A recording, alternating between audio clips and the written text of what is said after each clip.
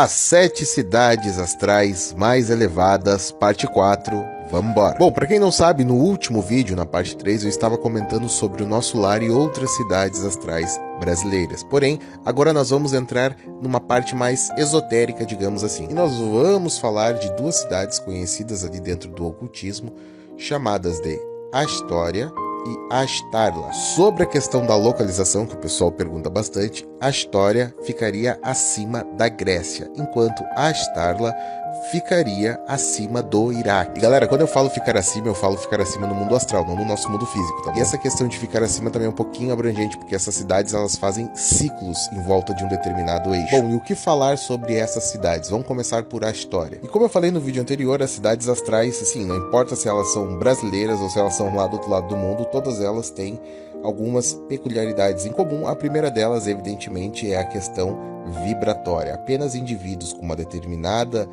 determinado tipo de vibração vão residir naquela cidade. Outra coisa também importante são as afinidades, né? As afinidades, as vocações que o indivíduo desenvolve ao chegar lá. A história, ela lembra muito cidades gregas antigas. Apesar de ser como todas as outras cidades do astral, ter uma tecnologia elevada, ainda assim existe aquela arquitetura, digamos, mais rústica. Sem falar que ela é o ponto de encontro de algumas religiões muçulmanas. Então, o muçulmano que está ali na volta, naquela região, normalmente ou vai para a Astória ou vai para Ashtarla. E a minha teoria é que a Astória foi escolhida para ficar naquela região justamente pela religiosidade daquele povo, porque dizem as más línguas que o pior umbral é o umbral de países muçulmanos. Então as cidades astrais que estiverem lá têm meio que trabalho dobrado. Outra lenda que dizem de Astória, que não sei se vocês perceberam, mas o nome Astória vem de Ashtaroth, que, para quem não sabe, é um demônio dentro da demonologia cristã, associado ao grão-duque do inferno. E por que mencioná-lo aqui nesse vídeo de cidades astrais? Simples. Astória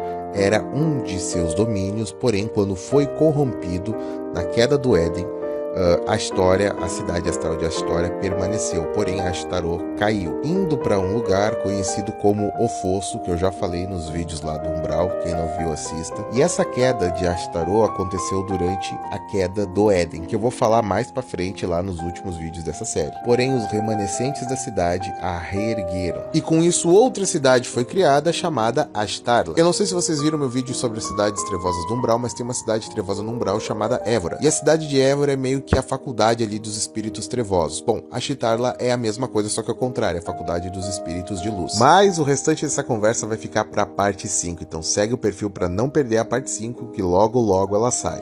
Fica de olho!